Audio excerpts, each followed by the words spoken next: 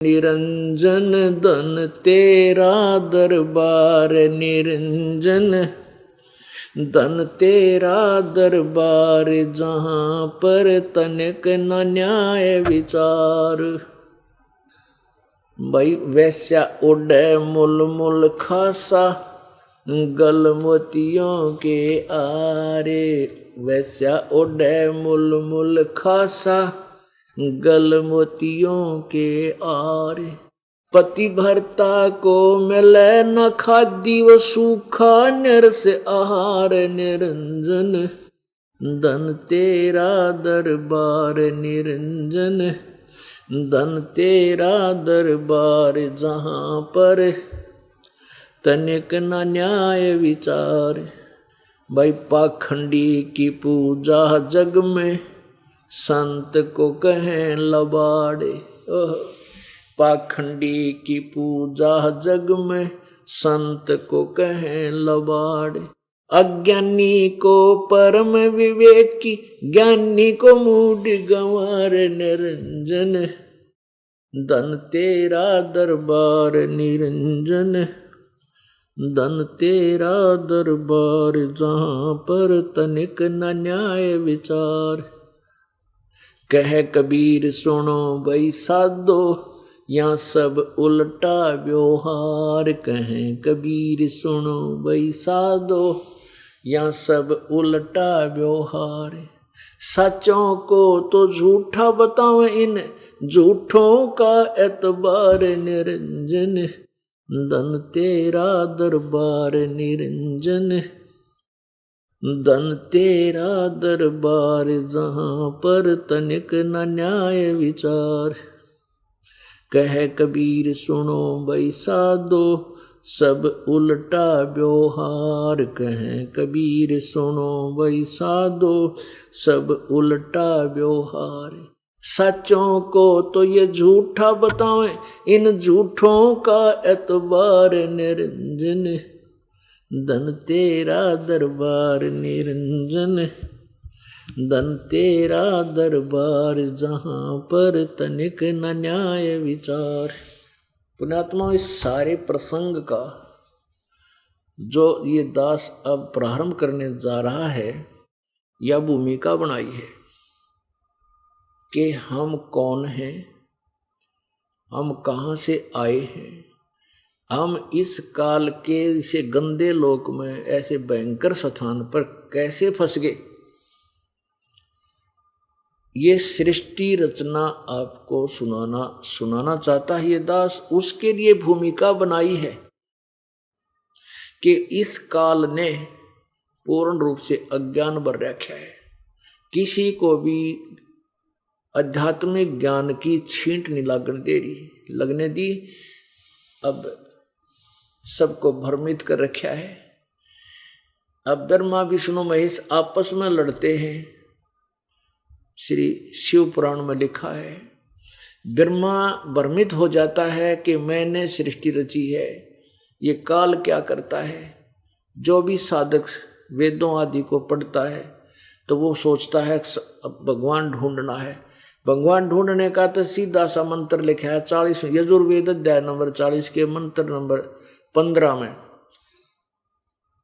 उसमें स्पष्ट लिखा है कि वायु अनिलम अमृतम भस्मांतम शरीरम ओम कर्तु समर किलवे समर और कर्तुम समर। ओम नाम का जाप काम करते करते कर, विशेष कसक के साथ कर, मनुष्य जीवन का प्रथम कर्तव्य जान कर ओम नाम का जाप कर। बस इतनी सी बात है।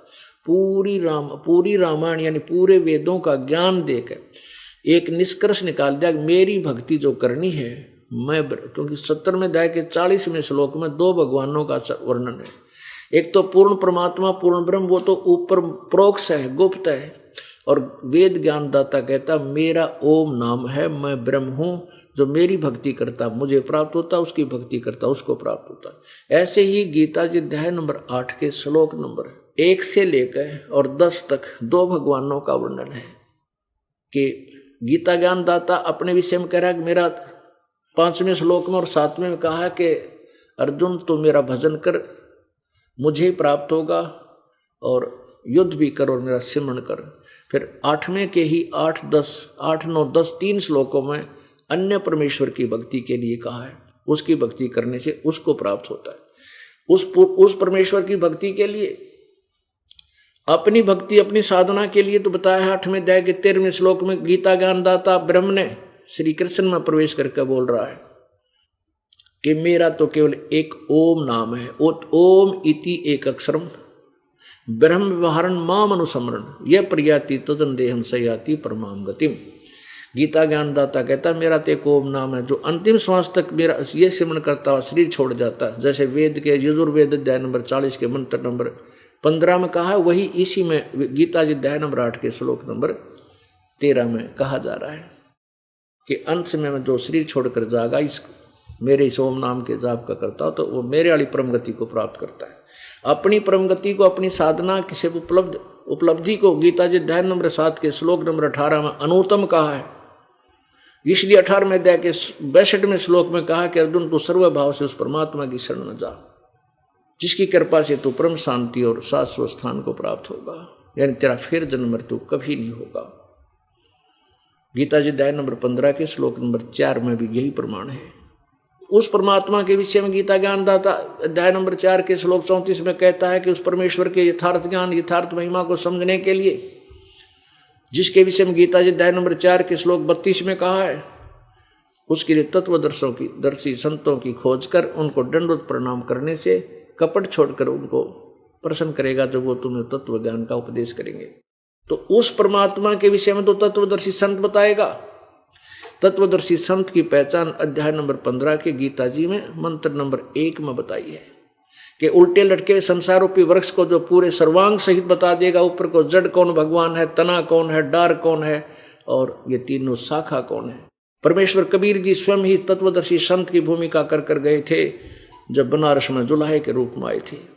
परमेश्वर ने बताया था अक्षर पुरुष एक पेड़ है, निरंजनवा की डार और तीनों देवा शाखा हैं, ये पात रूप संसार।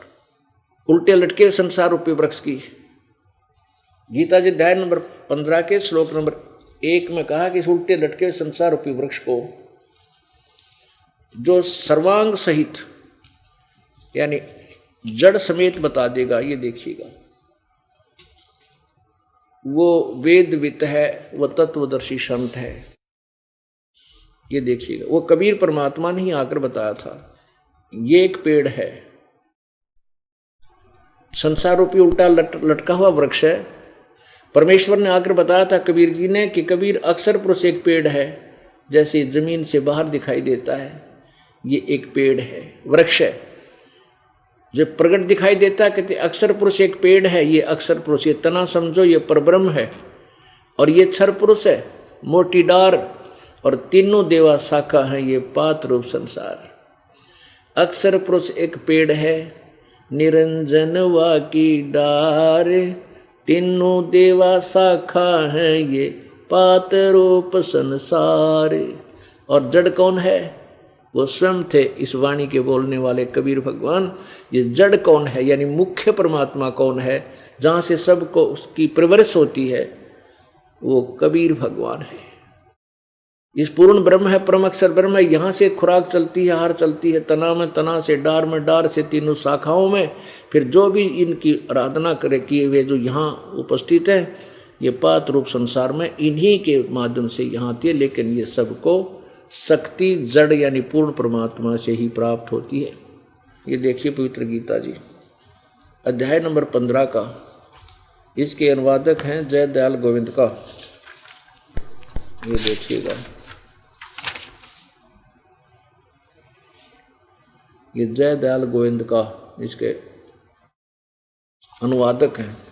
15वें में तत्वदर्शी संत की पहचान बताई है प्रथम ही मंत्र में। ये देखिएगा, अथ पंचदशोध्याय प्रथम ही मंत्र है।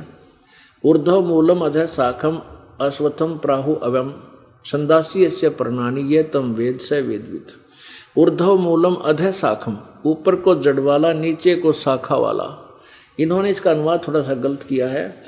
ऊर्ध्व मूलो माने आदि पुरुष परमेश्वर मूल वाले, इसको हम कुछ ठीक मान लेंगे, क्योंकि ऊर्ध्व मूलम का अर्थ ऊपर को जड़ रूपी आदि पुरुष परमेश्वर वाले ये होना चाहिए। अधः शाखम ब्रह्मा रूप मुख्य शाखा वाले नहीं, ये अनुवाद अधः माने नीचे होता, इन्हीं का अनुवाद देखिएगा।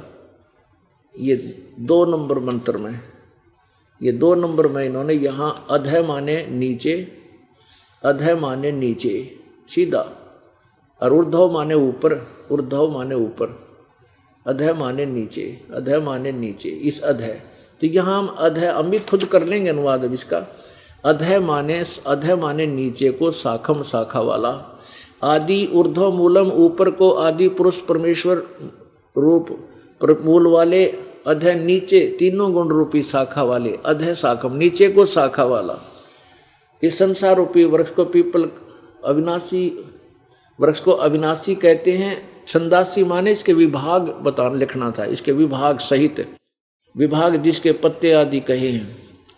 और उस संसार रूप वृक्ष को जो संत, जो पुरुष मूल सहित जानता है, जड़ से लेकर पत्तों तक जानता है, तत्व से जानता है, स वेदवित, वह वेद के तात्पर्य को जानने वाला, अर्थात वो तत्वदर्शी संत है। हिंदी पर इसकी संस्कृत पढ़िए। ऊर्ध्व मूलम अधः शाखम अश्वत्थम प्राहु अव्यम छंदासी यस्य प्रणानी ये तम वेद स वेदवित। ऊपर को आदि पुरुष परमेश्वर मूल वाले, यानी ऊपर न जड़ तो पूर्ण परमात्मा, और नीचे को शाखा वाला। ये अविनाशी पीपल का वृक्ष कहा है, संसार रूपी वृक्ष कहा है। और छंदासी यस्य प्रणानी, जिसके, यस्य माने जिसके, छंद यानी विभाग पत्ते आदि हैं, वो तम माने उनको, ये माने जो साधक, जो संत, तम माने उनको जो अज्ञान अंधकार में अभी तक छपे हुए हैं, उनको वेद माने जानता है। वेद माने ज्ञान होता है जिसको, उसका ज्ञान है। स वेदवित, वह वेद के तात्पर्य को जानने वाला है, वो तत्वदर्शी संत है। ये देखिएगा, संसार रूपी वृक्ष को आदि पुरुष परमेश्वर मूल वाले और अधः माने नीचे को शाखा वाले पढ़ो, इनका इन गलत किया है यहाँ पर। संसार रूपी पीपल के वृक्ष को अविनाशी कहते हैं। वेद छंदासी माने जिसके पत्ते आदि, जिसके टुकड़े हैं, और उनको विभागों सहित, विभाग हैं उस संसार रूपी वृक्ष को जो संत मूल सहित, जड़ से लेकर टहनियों पत्तों तक जानता है। ये माने जो मूल सहित जानता है, वेद माने जानता, तत्व से जानता है। स वेदवित, वह वेद के तात्पर्य जानने वाला है, वो तत्वदर्शी संत है। तो तत्वदर्शी संत कौन था? कबीर परमात्मा ही थे, वह स्वयं आकर उन्होंने बताया। तो यहाँ गीता ज्ञान दाता कह रहा कि यदि उस परमेश्वर की साधना करनी है, जहाँ जाने के बाद 15वें अध्याय के 4 श्लोक में तत्वदर्शी संत की प्राप्ति के बाद उस परम पद परमेश्वर की खोज करनी चाहिए, जहाँ जाने के बाद प्राणी फिर लौटकर साधक संसार में नहीं आते, अर्थात पूर्ण मोक्ष प्राप्त करते, और जिससे पूरे संसार रूपी वृक्ष की प्रवृत्ति विस्तार को प्राप्त हुई, अर्थात जिसने सारे ब्रह्मांडों की रचना की है, और मैं भी उसी की शरण में हूं। उस परमात्मा की भक्ति करने के लिए तत्वदर्शी संतों की खोज कर वो फिर उसकी साधना बताएंगे। उसके लिए संकेत किया है कि 17वें अध्याय के 23वें श्लोक में ओम तत्सत निर्देश है ब्रह्मण त्रिविध समर्थ है। ओम तत्सत, ब्रह्मण माने पूर्ण परमात्मा की साधना का, तो केवल ये 3 अक्षर का मंत्र है, ओम तत्सत। ये देखिएगा, ये पवित्र गीता जी अध्याय नंबर 17 का श्लोक नंबर 23। ओम तत्सत इति निर्देश ब्रह्मण त्रिविध समर्थ है, ब्राह्मणा तेन वेदा च यगा च विहिता पुरा। ओम तत्सत, ऐसे 3 प्रकार का सच्चिदानंद घन ब्रह्म का नाम कहा है। इसका वास्तविक अर्थ ये है कि ओम तत्सत इति निर्देश है ब्रह्मण त्रिविध समर्थ है। ब्रह्मण माने पूर्ण परमात्मा, परम अक्षर ब्रह्म, बड़े भगवान, जो बड़ा भगवान कहलाते हैं, उसकी प्राप्ति का, उसकी साधना का ओम तत्सत, इस एक मंत्र, इस मंत्र ओम तत्सत इति, यानी यही एक ओम तत्सत, ये 3 नाम का के मंत्र का श्रवण करने का निर्देश माने आदेश है, नथिंग एल्स, निर्देश माने नथिंग एल्स, बस यही करना है। ब्रह्मण माने सच्चिदानंद घन ब्रह्म का। यानी अपने विषय में तो वो कह रहा 8वें अध्याय के 13वें श्लोक में, मेरा तो एक ओम नाम है, और इसके आखिरी सांस तक शरीर छोड़ने तक जो समन करता हुआ प्राण त्याग जाता है तो मेरे वाली गति को प्राप्त होता है। अब देखिएगा, पुण्यात्माओं, इस पवित्र सदग्रंथों को आपको ऐसा रटा दूंगा जैसे पहली का कैदा होया कर आपको इसे लगेंगे, क्योंकि ये तो ज्ञान है। जैसे हमने रामायण घोट रखी है, रामायण की कथा हमारे याद से बालक बालक के याद है। महाभारत सिंपल लैंग्वेज में बता रखी, रागनी गागा के रागनी गानियाँ ने, सांगियाँ ने, भजनियाँ ने कति याद करा रखी है। वह संस्कृत में थी, वह भी जो हिंदी में हुआ भी एक के बाद है, जो हम सिंपल अपनी साधारण भाषा बोल रहे हैं अपने क्षेत्र की में। ऐसे ही गीता जी का जो ज्ञान है ये संस्कृत में होने से पाठ बन गया था, और सृष्टि रचना का ज्ञान न होने से सारा कुछ उल्टा कर दिया। श्री कृष्ण को सुप्रीम पावर मानकर उसके ऊपर फिट कर दिया, जबकि श्री कृष्ण तो एक ब्रह्मांड में एक विभागीय प्रभु है, स्वामी है, एक गुण का यानी रजो सतो गुण का स्वामी है। लेकिन असंख्य ब्रह्मांड का परमात्मा कौन है, उसकी उपमा भी श्री कृष्ण पर ला करके गीता जी के अर्थों का अनरस कर डाला। अनुत्तम का अर्थ अति उत्तम कर दिया, वर्तमान ने जाना होता उसका अर्थाना कर दिया, क्योंकि इनको ज्ञान नहीं था। इन अज्ञानी अनुवाद करता अज्ञानी थे, तत्व ज्ञानहीन थे। अब देखिएगा 8वें अध्याय का 13वां श्लोक, ये 13वां, ये 12, ये 13। ओम इति एकाक्षरम ब्रह्म व्याहरण माम अनुसमरण ये प्रयाति तजंदेहम स याति परमाम गतिम। गीता ज्ञानदाता कहता है कि माम ब्रह्म मुझ ब्रह्म का केवल ओम इति, ओम ही यह एक अक्षरम, एक अक्षर है। व्यवहारण माने उच्चारण करके, अनुसमण माने सुमन करने का, सुमन करता हुआ मेरा एक मुझ ब्रह्म का एक ओम मंत्र है, इसका उच्चारण करके सुमन करता हुआ यह प्रयाति तजन देहम सयाति परमाम गतिम, जो इस अंतिम शरीर छोड़कर चला जाता है, अंतिम सांस तक इस ओम नाम की भक्ति करता है, वो परम गति परमाम गति परम गति को प्राप्त होता है। अपनी ये तो इसका ओम नाम है, और अपनी गति को 7वें अध्याय के 18वें श्लोक में ये गीता ज्ञानदाता कहता है मेरे वाली साधना भी अनुत्तम है। 7वें अध्याय का 18वां श्लोक है। अब क्या बताया है कि उद्धारा सर्वे एव एते ज्ञानी तु आत्मा एव मे मतम। गीता ज्ञानदाता कहता है कि जो 4 प्रकार के भगत थे उनमें से ज्ञानी जो है ये हैं तो सभी उदार माने अच्छी आत्मा, ये मेरे विचार में है, परंतु आस्तित से ही युक्ता माम एवं अनुत्तमाम गतिम, ये सभी श्रद्धालु मेरे वाली अनुत्तमा माने घटिया गति में आस्थित हैं, आश्रित रहे, क्योंकि इनको तत्वदर्शी संत नहीं मिला। तो तत्वदर्शी संत नहीं मिला वो ब्रह्म की साधना करेगा, जिसको तत्वदर्शी संत मिल जाओ तो 3 नाम का जाप करेगा, पूर्ण परमात्मा की प्राप्ति करेगा।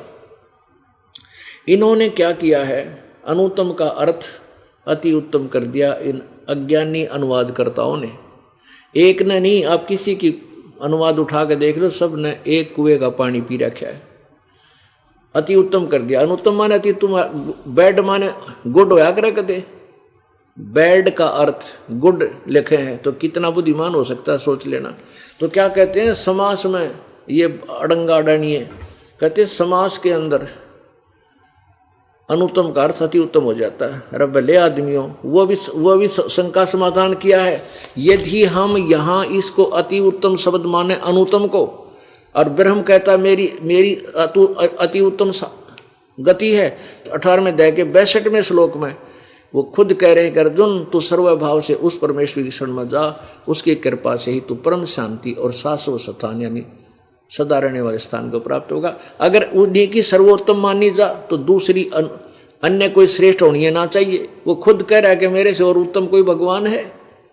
गीता जी अध्याय नंबर 15 के श्लोक नंबर 16 और 17 में 3 भगवान बताए। अपनी सतीथि बताता अक्षर पुरुष क्षर ब्रह्म ये खुद है, और अक्षर ब्रह्म अक्षर पुरुष ये वो पर ब्रह्म है, और तीसरा ये दोनों ही नाशवान है, क्षर पुरुष भी और अक्षर पुरुष भी, और इनके श्लोक के सभी प्राणी भी नाशवान, लेकिन जीव आत्मा अमर है। 15वें श्लोक के अध्याय के 17वें श्लोक में स्पष्ट किया कि उत्तम पुरुष तो अन्य, यानी वो श्रेष्ठ भगवान तो कोई और ही है, परमात्मा इति उदारते। और ये लोकतर्यम आविश्य विभर्ति अवैश्वर, जो तीनों लोकों में प्रवेश करके सबका धारण पोषण करता है, वो अविनाशी परमात्मा है। तो यदि वहां समास वाला हिसाब बिल्दा फिट होता, समास के मान ले हम अनुत्तम को अति उत्तम मान लिया, वही श्री जो गीता ज्ञान दे रहा है भगवान, इस तो ऊपर कोई सह नहीं इस गीता ज्ञान में, ये सर्वश्रेष्ठ। फिर तो हम मान लेते थारे समाज में भी, हम नहीं शर्मा दर्द करते। वो तो कह रहा है मेरे से उत्तम तो कोई और भगवान है, तो वो समास वाला भी वहां आपका अड़ंगा ठीक, अड़ाना ठीक नहीं, वो गलत कर रखे। अपने आत्मा आपने उल्टा लटका संसार रूपी वृक्ष देखा, अब जड़ से खुराक चलती है पौधे को, पेड़ को, तना में आती है, तना से डार में, डार से शाखाओं में, फिर पत्तों में आती है। ऐसे ही गीता जी अध्याय नंबर 15 के श्लोक नंबर 16 और 17 में 3 भगवान बताए, ये देखिएगा। गीता अध्याय नंबर 15 का, और इसमें स्पष्ट हो जाता है कि वो पूर्ण परमात्मा ही से ही सबका पालन होता है। ये देखिएगा गीता जी, ये वही पवित्र गीता जी अध्याय नंबर 15 और श्लोक ये 16। द्वौ इमौ पुरुषौ लोके क्षर च अक्षर एवं च क्षर सर्वाणि भूतानि कुटस्थ अक्षर उच्यते। द्वौ माने दो, इमौ माने इस काल के, इस मिट पृथ्वी वाले लोक में, ये परब्रह्म, ये क्षर पुरुष ये ब्रह्म है, अक्षर पुरुष ये परब्रह्म है। इस क्षर और अक्षर पुरुष माने प्रभु, इनके लोक में, इस क्षर पुरुष और अक्षर पुरुष के लोक में सभी प्राणियों, इनके भी सभी प्राणियों के शरीर तो नाशवान है, क्षर है, और जीवात्मा अविनाशी है। देखिए अनुवादिनी का किया हुआ। इस संसार में नाशवान और अविनाशी ये भी 2 प्रकार के पुरुष हैं। इस संसार में नाशवान और अविनाशी भी ये 2 प्रकार के पुरुष हैं, यानी प्रभु हैं। 2 प्रकार के प्रभु, पुरुष माने परमात्मा है, भगवान है। और संपूर्ण प्राणियों के शरीर तो नाशवान और जीवात्मा अविनाशी कहा जाता है। ये क्षर पुरुष और ये अक्षर पुरुष, क्षर और अक्षर। क्षर पुरुष ये क्षर तो ब्रह्म है, अक्षर ये परब्रह्म है। पुरुष यहाँ भी लगा सकते हैं, क्षर पुरुष और अक्षर पुरुष ये 2 भगवान हैं। तो यहाँ 2 प्रकार के प्रभु माने, ये पुरुष माने परमात्मा। अगर हम इन्होंने उलझा दिया, यहाँ भगवान ना लिखा, परमात्मा नहीं लिखे, अनाड़ी ज्ञान तो था नहीं। अब यहाँ क्लियर हो जाता है कि उत्तम पुरुष है, यानी उत्तम भगवान, उत्तम प्रभु तो कोई अन्य ही है। उत्तम पुरुष है तो अन्य परमात्मा इति उदारते, जिसको भगवान कहा जाता है, वो श्रेष्ठ पुरुषोत्तम तो कोई और है। ये लोकतर्यम आविश्य विभर्ति अवैश्वर है, जो तीनों लोकों में प्रवेश करके सबका धारण पोषण करता है। उत्तम पुरुष यानी उत्तम परमात्मा तो कोई और ही है, जो तीनों लोकों में प्रवेश करके सबका धारण पोषण करता है। अविनाशी परमेश्वर परमात्मा इस प्रकार कहा गया है। अब ये भी क्लियर हो गया कंसेप्ट कि गीता जी अध्याय नंबर 7 के श्लोक नंबर 18 में अनुत्तम शब्द इन्होंने गलत किया, सर्वश्रेष्ठ अति उत्तम गलत कर रखा है। ये कहता है कि मेरी साधना करने वाले की जन्म मृत्यु होती है, पूर्ण मोक्ष नहीं होता। इसलिए वो बिना तत्वदर्शी संत जिनको नहीं मिलता, वो साधना तो करते हैं, नेक आत्मा भी हैं, लेकिन वो मेरे ब्रह्म तो ऊपर उनकी बुद्धि जाती ना, इसलिए वो मेरे वाली अति घटिया व्यर्थ साधना में लीन रहते हैं। अब पुण्यात्माओं, अब ये है वो तत्व ज्ञान। परमेश्वर कहते हैं, और कबीर जी कहते हैं, और ज्ञान सब ज्ञानड़ी, कबीर ज्ञान सो ज्ञान, जैसे गोला तोब का अब करता चले मैदान। अब ये तोब का गोला कबीर परमात्मा का ज्ञान, सब वेद सदग्रंथ ऐसे खुल जाएंगे, और ये अज्ञानी लोगों बनाए बैठे अकेले दुनिया ने, ये नकली संत ये दुनिया को गुमराह करके इनके जीवन को बर्बाद करें, ये सब अब साफ हो जाएंगे कुछ दिनों में। कुछ दिनों में ये अकेले बैठे पाओगे उन आश्रमों में, इनको कोई सलूट मारनी नहीं रहेगा, इनसे इतनी नफरत हो जाएगी, क्योंकि मनुष्य जीवन को बर्बाद करें अपने स्वार्थ में। हरिदास ने 10-15 वर्ष हो गए ये जीव घिसाई करते हैं ना, ये आगे नहीं आने दे रहे, अपने अज्ञान को अड़े बैठे हैं। अब धोखा धर दूंगा इनको सबको, ये बोए नहीं जामेंगे, ऐसा कर दूंगा। नकली संतों रे महर्षियों ये बड़े फिरे थे, दुनिया ने गुमराह कर रहे थे, प्रभु पाक रहे थे। पुण्यात्मा, इनसे बड़ा शत्रु आपका कोई नहीं, जो मनुष्य जीवन को बर्बाद करे और गंदा ज्ञान प्रवेश करके और काल के मुंह में डाल रहा है। तो या तो ये सीधे हो लेंगे, सरेंडर कर देंगे, और ना इस पलायन कर जाओगे, यहाँ से भाग जाएंगे, सामना नहीं कर पाओगे जनता का। और ये कहेंगे, जनता पूछा करेगी इनसे, तुमने क्या मिल गया अज्ञानियों, इतने दिन के मैं ऋषि पाके पढ़े थे, ये किताब नहीं पढ़ सके, तुम क्या के टीचर थे। सारा दिन राग द्वेष ईर्षा और माया जोड़ने के चक्कर में, बड़े बड़े आश्रम बनाने के चक्कर में, कार कोठिया में घूमने के चक्कर में, और हमें भी बर्बाद करके आप भी नष्ट हो गए तुम। जो इनमें से बुद्धिमान होंगे ये संत तुरंत पकड़ आ जाएंगे और शरण ग्रहण कर लेंगे, सरेंडर कर देंगे, परमात्मा पा लेंगे। यहाँ कोई बड़ा छोटा नहीं है। दास अभिमान नहीं करता कि मैंने ये ज्ञान दे दिया, नहीं, ये दास का ज्ञान नहीं, परमात्मा का ज्ञान है। दास तो पढ़कर सुना रहा है कि ये लिखा था अपने पुस्तकों में, जो ये हमारे गुरु हमारे टीचर नहीं समझा सके, ये ज्ञानी थे। ये हमारा बैठा गए विद्यार्थियों का यानी श्रोताओं का, सबको भूत बनवा दिया, फिर उनके श्राद्ध निकलवाओ, फिर इनके पितर बन गए, अब इनके पिंड भरवाओ, अब वो खाड़े में पाँव और दबा दिया।